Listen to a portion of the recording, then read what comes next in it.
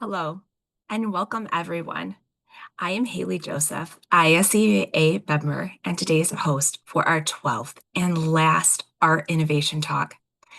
Presentations to educate, inspire, and ignite your imagination.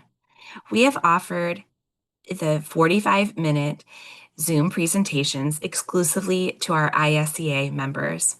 They have covered a variety of topics to enrich, encourage, and support our members' creative journeys, which is a key component to our mission statement at ISEA. We very much appreciate your ongoing support over the years.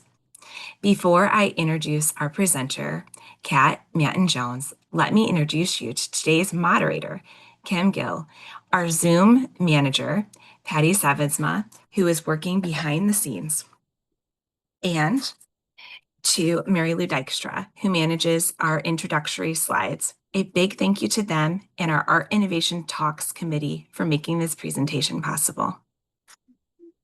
Now, it's time to introduce Kat Manton-Jones. We are so pleased to have Kat Manton-Jones, ISEA member, as our AIT presenter today.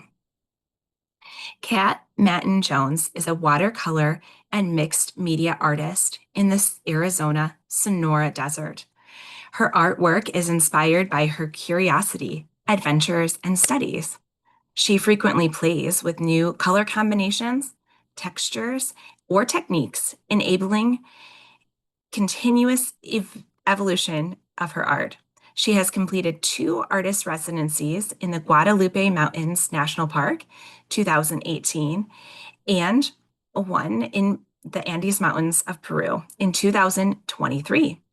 As a recipient of the 2024-2025 Arts Heritage Grant honoring Janet Tift, she is creating a body of work that incorporates collage, assemblage, watercolor, and community in experimental art. Her current themes are conservation of ecosystems and habitats, dark skies, citizen science, and residence art. She teaches college and watercolor on UPO in the Tubac Center of the Arts, which is the site of the ISEA Symposium in 2026. Her paintings have won awards in Tucson and Tubac. Kat was also a 2022 ISEA scholarship recipient. Congratulations on all of that and welcome, Kat. Thank you for such a lovely introduction, and thank you everyone for being here. I titled my presentation, I titled it Directionally Challenged, Blissfully Wandering, because I have a hard time figuring out where I am in space. And people who know me well know that I get lost going to familiar places, that when I point to something over here, it's over there. And it's just a big joke. Well, the reason it's a big joke for my friends and family is that I walked the Arizona Trail, and from the Arizona-Mexico border to the Arizona-Utah border. It's 800 miles plus, and it took me 7 years. And sometimes I got lost, but not for very long. So with a compass and maps and landmarks, I can get from point A to B. But if you ask me directions, beware. So that is my directionally challenged piece. And the wandering blissfully is just how I approach my art. I feel very curious about topics and materials, and so I'm changing direction a lot, but I enjoy that. I like the surprise elements of it. So before I start my presentation, I just like to do a thank you to a few people. And when I first started painting watercolor, I took a class from a teacher, Deanna Thibault, and I took it maybe 2 years, took it some time off, and then took another 3 years with her. And I also learned from books, and the books that I have on my shelf, every now and then I go through them and I want to weed them out.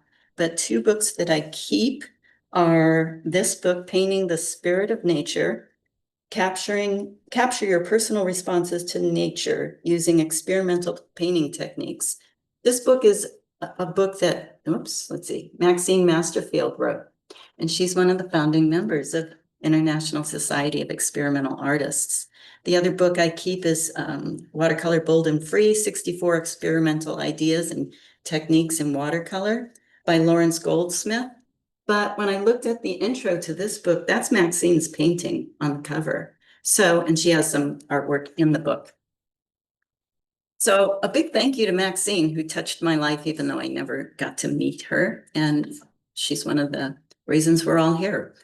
And then Betsy Dillard Stroud is a book writer and a workshop teacher. I took a workshop from her and learned a ton of stuff. And then a big shout out to Mark Mahaffey, who's a member of ISEA.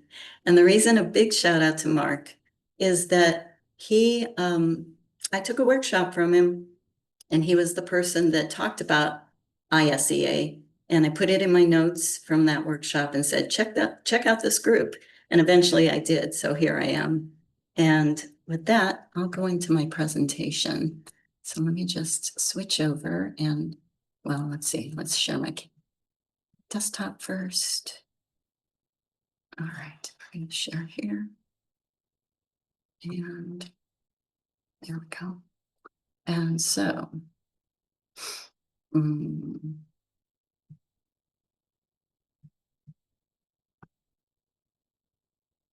sorry about that. I'm going to enlarge that so I can get it going. There we go. All right.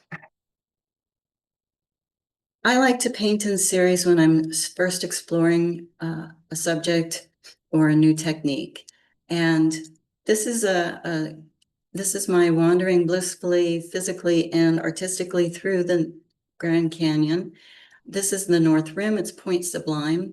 The sketch on the bottom is a sketch that I did when I took a Grand Canyon Field Institute workshop. It was a weekend workshop called Draw Grand Canyon. And I don't draw that much, but I was invited by a friend to participate, and it was a wonderful experience. So I also take direction from workshop instructors, and a lot of people talk about paint in series, it'll help you improve your art. So since I don't draw, and I did this drawing, I decided to take it and see what I could do with it. I was primarily a watercolorist at that point. So these are two watercolor paintings that I created using that sketch, hard edges, soft edges. And by the time I did this one, I had painted it probably half a dozen times. So this is painting number 7 or 8. And I felt really free with the color at that point. But I had kind of run out of ideas of, okay, paint it dark, paint it light, paint it at night, paint it, in so many ways. So then I thought, okay, what else can I do with this? So the next thing is paint it on U-boat. And so that's my U-boat rendition. And then paint it with collage and mixed media. So this has collage elements and crayon gouache in it, in addition to watercolor. And then paint it on plywood. So that's that I saw a couple of people paint on plywood, thought it was very interesting the way the grain comes through with watercolor. And so that's what the Grand Canyon looks like on plywood. The next thing I'd like to share with you is my explorations and my wanderings through UPO.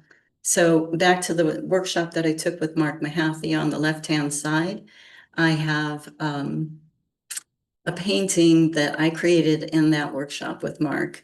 And I think the assignment, if I remember correctly, was to have a personal symbol, which is my feather down in the right-hand corner. And then we got that painted onto our blank Yupo, and we masked out that part. And then we, using a variety of techniques and some gesso in addition to watercolor, created a composition and abstract around it. Now, what I love about this painting is it's not a masterpiece. I had no idea what I was doing. But what I really truly like about this is it kicked open the barn door for me to start playing with Yupo. I'd only ever tried it one other time and I didn't understand it. I didn't like it. But this started my love affair with Yupo, and I love, love, love painting on Yupo. So the other part of this, the painting on the right, I did within 2 years of that workshop. And Mark may or may not remember this, but in the class, he said something like, well, if you paint 20 of these, you won't be painting like Mark Mahaffey. And I thought, okay, there's a challenge. So I put it in my head that I was going to do it. It took me 2 years to paint 20 because I was working full time, but I did it. And to boot, he said, and if anybody takes me up on this, send me your paintings and I'll critique them. And my head exploded into 1,000 purple dots. And I thought, really? Really? He would look at my paintings. So I contacted him after 2 years and I said, who I was and why I was contacting him. And he very graciously said, send me your last three. And so I sent him my favorite three instead of my last three. And he was so nice to look at them and give me some feedback. This one is called Sweetest M. And what I especially love about Yupo is that it creates depth and it creates texture, and you can just create all kinds of color using 2 or 3 colors, paints to begin with, especially if the paints aren't just a primary ingredient. If they have a number of colors in them, you get all kinds of colors. This one I call Not Your Classic Nude.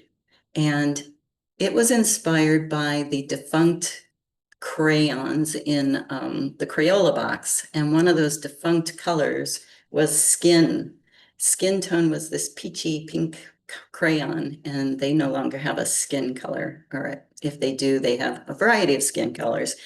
But what I did was I took graffiti, a style of graffiti, wrote the word nude, and played around with my reds, yellows, browns, and blues to create a variety of skin tones.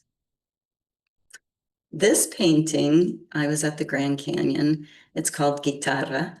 And I was at the Grand Canyon. We were staying in a cabin. This is my husband's guitar. And the door was cracked to the cabin. The light was streaming in. Half the guitar was just shining in bright light. And it was casting a brilliant, just a lovely shadow on the wall. So I took a snapshot and then I had to paint it. This one is called Aspens. And what I love about Yupo is that it textures so beautifully. So the way I got these textures was I just laid down a bunch of color, and then I laid down some plexiglass. And then when I pulled the plexiglass off after a certain amount of time, it just burst into these wonderful patterns. And I was able to carve out some trunks and name it. So just in case you think that Yupo is only good in the studio, I challenged myself, and this one is called Falling for the Pit. I painted this at the Bisbee Plein Air Festival, and it's an annual event in Bisbee, Arizona. The photo on the left is a picture of the Lavender Mine. It's a now defunct open pit mine. Copper mining is the primary metal that was mined in Arizona and still is. And this mine was closed in the 70s, and the photo doesn't do it justice, especially with the morning shadows falling into it the way it does. But there really are pinks and purples and blues in there. And so I didn't know whether I could paint on site with Yupo, but I challenged myself with it, and this piece actually sold at the festival. So that was a nice surprise. All right. Wandering through collage. I started out, like I said, as a watercolorist. I was painting primarily for a guild in Tucson, Southern Arizona Watercolor Guild. And I was playing around with some other things and this one I entered into the experimental show. And I had been painting for about 12 years at that point, I believe. So this one's called The Fall of the Berlin Wall. I happened to live in Berlin the year in 1989 when the wall fell, and I got to visit Berlin and the wall and see the transformation as they rejoined East and West Germany. And so what's experimental in this for me at that time was the green on the left-hand side is hand painted paste paper that I did and cut, and then the horizontal and vertical stripes are handmade paper that I made using pulping, paper pulp in with my kitchen blender and then trying to make paper. And I really had no idea what I was doing. It was very intuitive, but this was the very first award I ever won. This collage is called Catrinas de Guadalajara. And it was inspired when I took a trip to Guadalajara, Mexico, and it was November. And November 1st and 2nd is the celebration Dia de los Muertos. Dia de los Muertos is a celebration of our ancestors and those who have passed. And the Latin American cultures that celebrate Dia de los Muertos believe that the veil between the living and the dead is the thinnest on those 2 days in November. And so they create altars to celebrate and invite their loved ones back in to celebrate their life. And they celebrate it with food and candles and water and flowers. And so when I was in Guadalajara, in the main plaza, there was a display of Catrinas. And the Catrinas are a kind of a spoof on the elegance of the Spanish women at the turn of at the end of in the Victorian area, so the end of the 19th century. And they usually have big hats and very fancy dresses. Well, the modern Katrinas can take any form. And these statues were 8, 10 feet tall. So I took a lot of pictures. The collage element for the lady with the pink boa on the left is a snowflake of candles. And the Victorian lady has a snowflake shaped in the shape of hearts. And then the peacenik lady has a peace sign collage to her face. This collage came out of my experience as an artist in residence in Urubamba, Peru. And I was an artist in residence for Architopia. I went with the intention of studying the Southern Hemisphere night skies and the constellations and learning the traditional information that the traditional architecture and stories that go with the passing of the light throughout the seasons. And so this is called Atoc de Peru, and Atoc, Atoq, is a Quechuan word for fox. What I learned about the constellations for the indigenous people of the Andes is that they don't look at the stars. What they look at are the dark spaces between the stars. And so their constellations are dark constellations. And Atak is one of the dark star constellations. So the collage element is the sky fox, and then earth fox is painted on watercolor paper. So I believe that artists are storytellers and historians, and I call this one, It's Just a Golf. And so what I was doing here, I took my grandfather's 1920 geography book, and he and his siblings had already harvested many pages out of the book for reports that they did. So I've harvested the maps, and I'm doing an unmapping series where I look at places and I think about what they are geographically and what they mean as place on Earth, as opposed to what they mean in the historical perspective.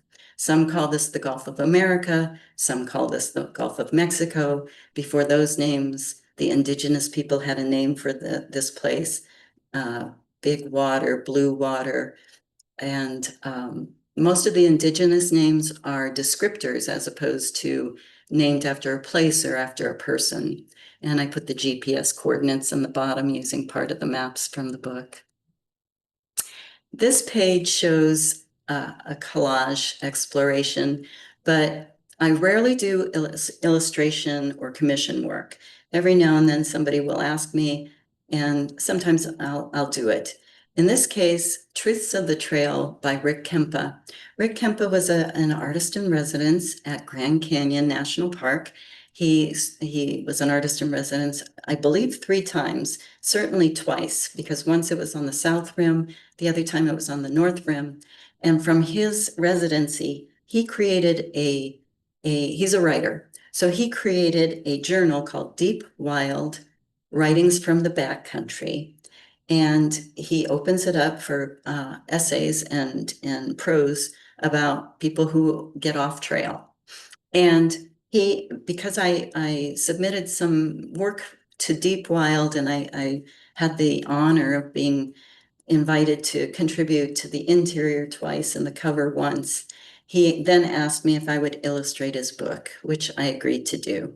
And because I'm not, because I like playing around with things, I gave him 3 renditions. He got sky, foreground, and rock. And he got it as a watercolor on paper, a collage, and as a Yupo. He liked the right-hand Yupo, but he chose the watercolor on paper because it matched the writing in the book. And the piece in the center is another piece that talks about uh, ecological conservation. These are tribal lands that are pictured here. And one of the things that is controversial on tribal lands right now is uranium mining.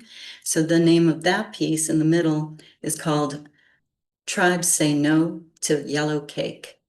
And the reason it's named that is what comes out of the ground, the uranium that comes out of the ground is thick and hard and comes out in blocks that look like cake. And it's yellow. The color of uranium is yellow.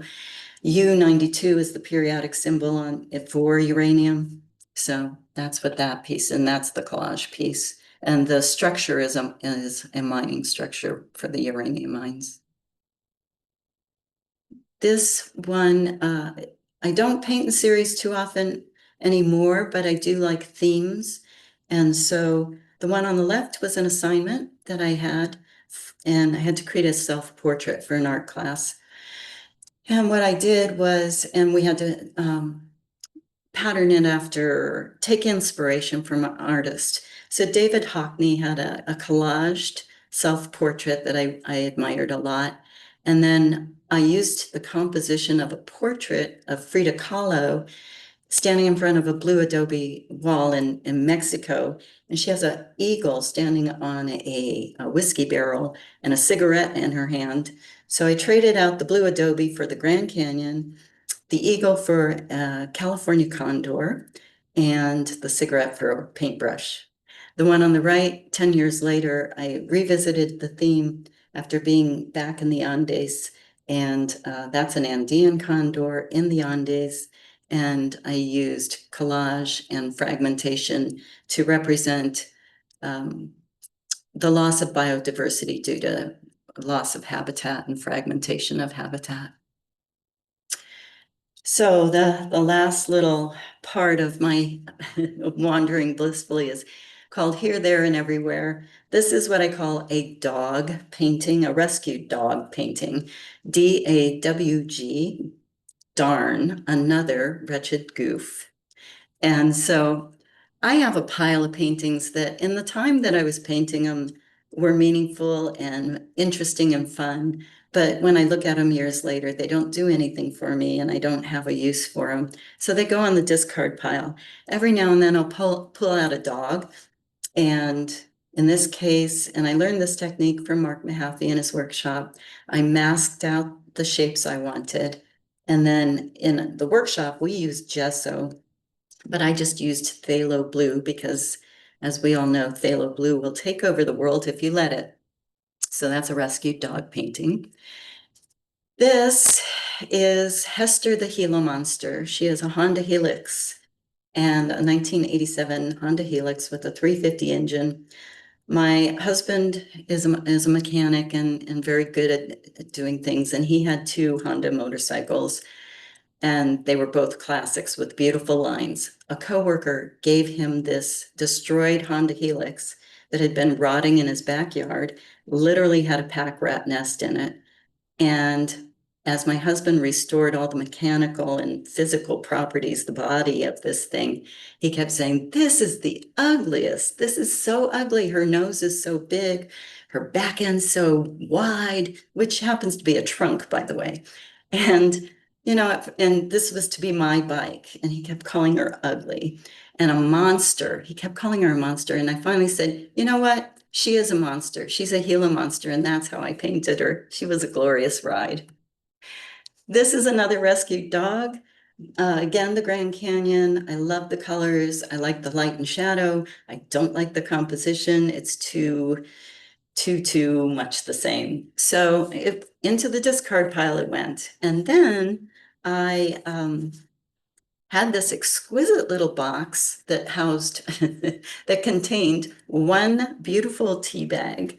And it was in the shape of a pyramid. So I deconstructed the box, used it as a template, patterned it all over this painting, cut it up, folded it, glued it, and created this piece. And it's called Tectonic Shift.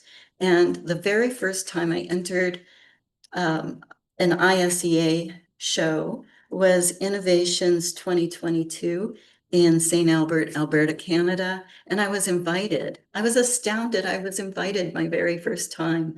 And so this was the piece that went to Canada. Oops. All right. The second time I was invited to an ISEA show was 2024 Innovations. And this one's called Solstice Almanac. And what it is it's a repurposed canvas that I bought at the Goodwill. And I painted it with phthalo blue to get my cosmic sky. And each disc is a piece of watercolor paper. The smallest discs in the upper left hand and the bottom right hand corners are 1 inch across. And it's a phenology study of what I saw as the weeks pass by from winter solstice to summer solstice, and then summer solstice back down to winter solstice. And so each week the disc increased 1/8 inch, and then to summer solstice, and then decreased to winter solstice. So that was a fun project. It was definitely kept me on my toes. All right. So everybody's heard about not walking through a dark alley at night. Well, you never know what you're going to find in a brightly lit alley. This is, again, the Bisbee Plein Air Festival, a different year. There's a small segment of Bisbee that belongs to the copper mine still, and they're shops. There's a main street with buildings that were built in the 30s through the 60s, and they've been abandoned since the 70s when the mine closed. And it's kind of, well, I guess essentially it's private property, but you can go in there and walk around. So I'm kicking around in the alley, and what do I find but the guts of a baby grand piano? And I'm looking at this thing and I'm thinking, who throws away a soundboard to a baby grand piano? So I was so struck by it that I created an architectural drawing, and my exhibit AA is the soundboard, exhibit BB is the alley. The dumpster said, "Do not overload." And there's a utility pole. And then the details are just different parts of the soundboard and how they fit together. So you just never know what you're going to find in an alley. This is another unmapping project of mine, and it's back to Architopia and back to Urubamba, Peru. So you can see the dark sky constellations across the top of this painting. And it's named Unmapping El Valle Sagrado. And the center part of the top are the Andes, and the white spots are glaciers. And then the bottom, the lightest part, is the river valley that extends through Urubamba and the Valle Sagrado, and then passes over a mountain pass to Cusco. And so the discs on this one, I took some handmade paper, did some rubbings with crayon dash, and then cut them into circles to represent places that I had been. So you have the white of the glaciers, blue of the water, you have textiles and archaeological sites and museums and festivals and gardens. And um, I sanded the watercolor on and spritzed it. And then this is a collaboration piece. So I had an artist in residence with me who is a weaver and was studying textiles. And so the threads that I sewed the discs on with are cast-offs from her projects.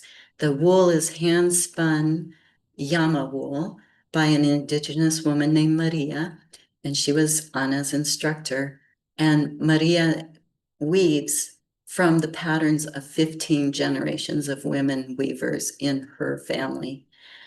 Um, Anna's job was to learn how to dye this wool and using native plants. So that's what this piece is about. And this is my final Here, There, and Everywhere. This is a snake skin shed. And every now and then you find a really good one. This one's very large. Most of the ones I find are small. I have mounted it on washi paper. The bottom right-hand side is a detail of what it looks like. So you can see its belly along the top and its back along the bottom. And I don't know what I'm going to do with it yet. I only have a few more months left of Year of the Snake, but it's definitely going into a collage, and the collage has a name, Skin and Bones. So those are my collage and Here, There, and Everywhere explorations. And before I show you a little process film, I'm going to stop sharing for just a moment.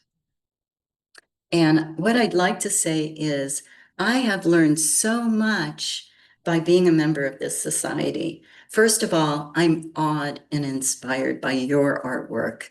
When I get to see what you're producing, it's just so inspiring.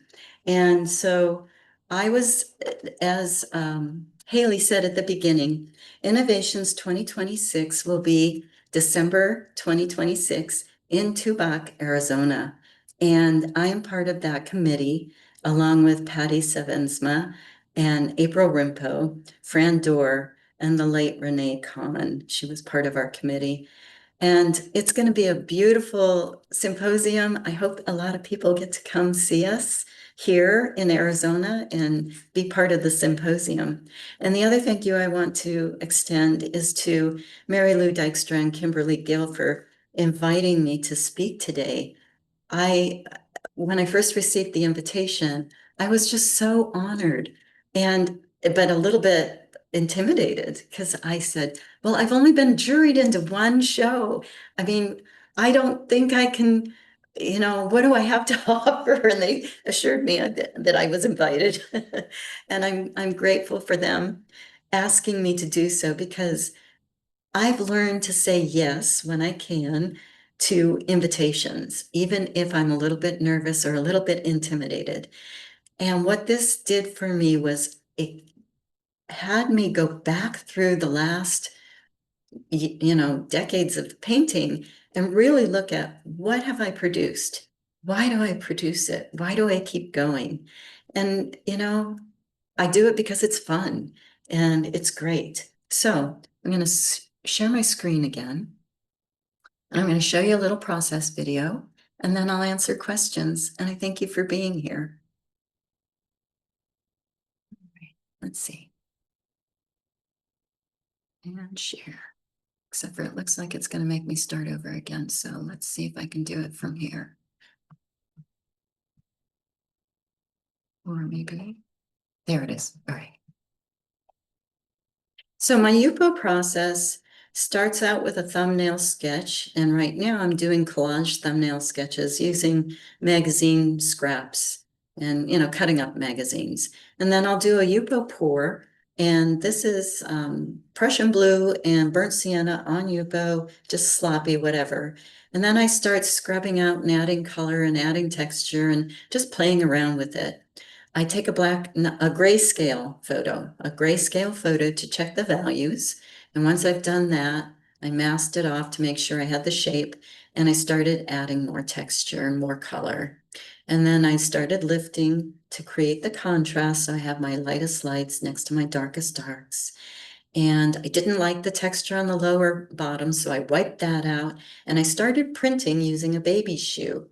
I found this shoe just in my neighborhood. It has great patterns, so I use it to print. And I just did more printing and added more color and more printing. And then finally, I check, add some highlights and put some more. Oh, it looks like my screen sharing stopped. I'm not sure what happened there. Let's see. I can get it.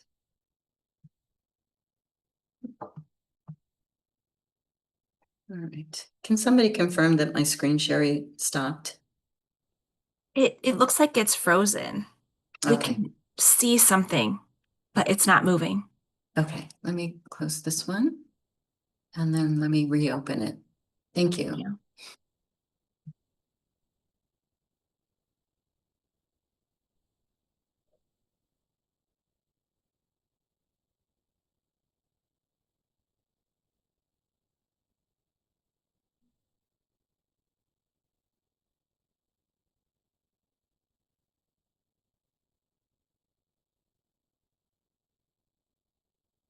Let's try it again. I think I can get this to.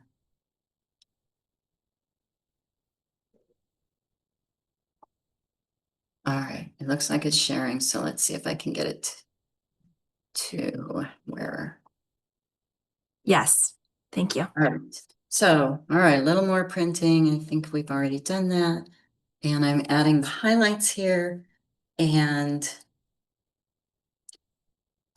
checking the values one more time. And now I feel like I'm ready to put in the final details. I'm pretty happy with those values.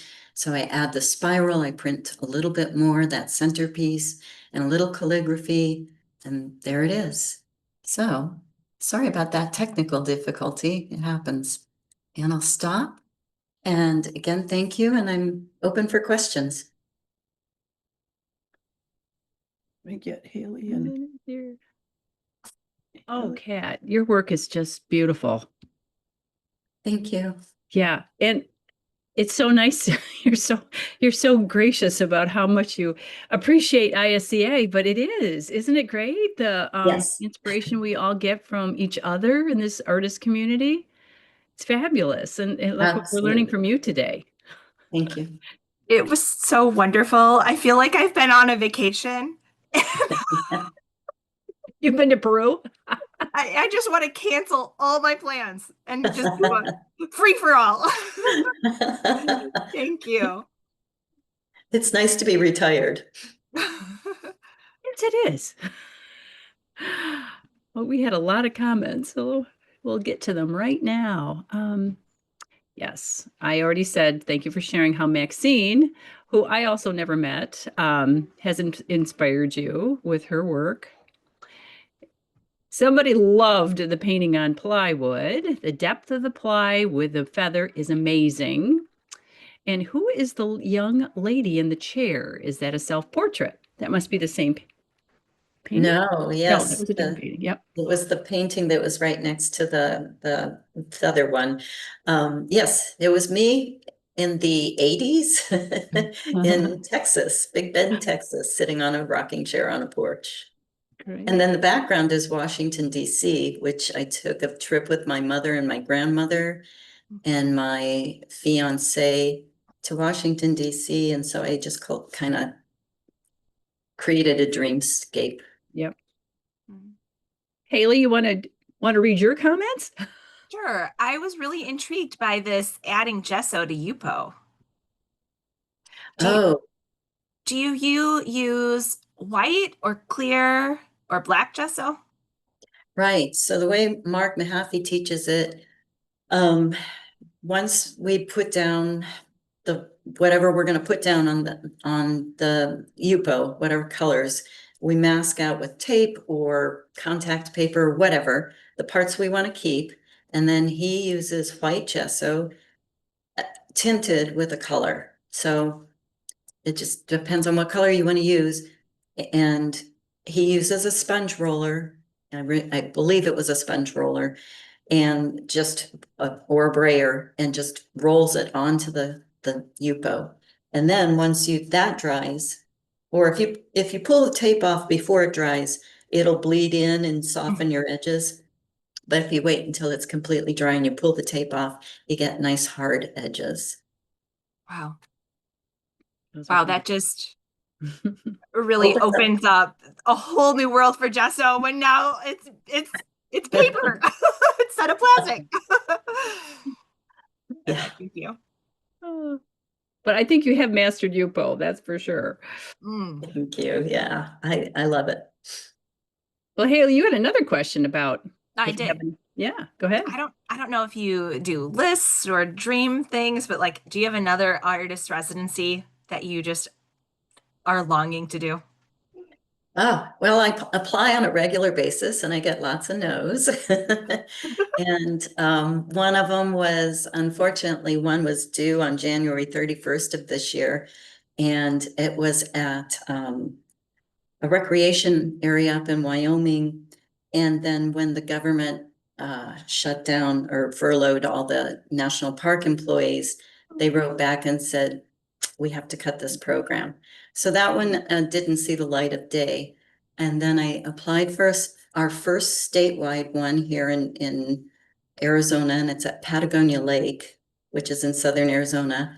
When I say lake in Arizona, everything's a reservoir except for two puddles, and puddles they are compared to the Great Lakes, for those of you who live near those. Yeah.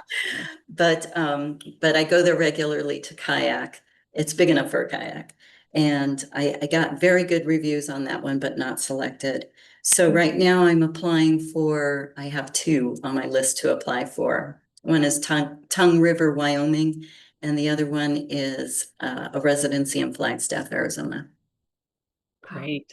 It's Well, great. that's very brave. I've never applied for one before. It's a lot like applying for a job. Some of Yeah. them are simple and some of them are, holy smokes, you need all that. You want my fingerprints too? But Haley, you asked me a question when we did the run through on what size I paint on Yupo. And I Mhm. told you 1320, half a full sheet. But I realized, no, I've got two that are 1824. So I'm getting bigger all the time, getting braver. That's great. I was impressed how you could take those little circles and paint those beautiful paintings that you applied in the constellation with the solstice painting. Mhm. I could Yeah. not paint that tiny. I didn't think I could either, but I realized I figured out how many discs I needed and how they were going to fit on the space I had. I had to go tiny. So yeah, sometimes I used watercolor pencil to be fair. Okay, good. I feel better. Yeah. Yeah. Oh, amazing. And I also have to say that I love how you take your pile of like improv older paintings that you what did you call them? Dogs? Yes. Did you call how you take your dogs and you turn them into something. I struggle with that. So thank you for the inspiration to get them out and see what you can do with them. Yeah, I hardly throw anything away. It's nothing else. I can rip it up and use it as a Yeah, collage. there you go. If anybody else has some more questions, we can take a few more. So just hit the chat option, type it in and send. Kat, will you be teaching at the upcoming symposium? I'm not teaching at the symposium, but I have lined up with the assistance of others. We have lined up some great artists and people that I've either taken classes from or know personally and know their work. And so I won't be, but I'm more than happy to share techniques with people. Thank you. Great.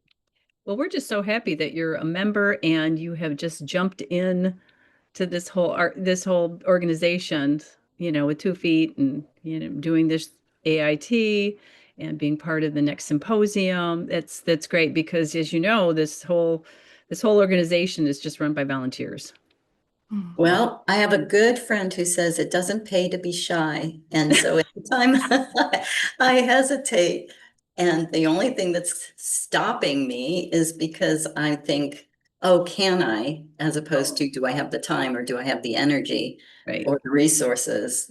I've learned to say yes. You never know. Great. Thank you. That yes might even lead you on a 7-year hike. Is it 7 Yes. years? Right. Well, thank you. Well, Haley, I'll let you wrap this up then. Thank you again, Kat. I'm going to mute myself. Okay. You're welcome. Thank you so much, Kat. You're welcome.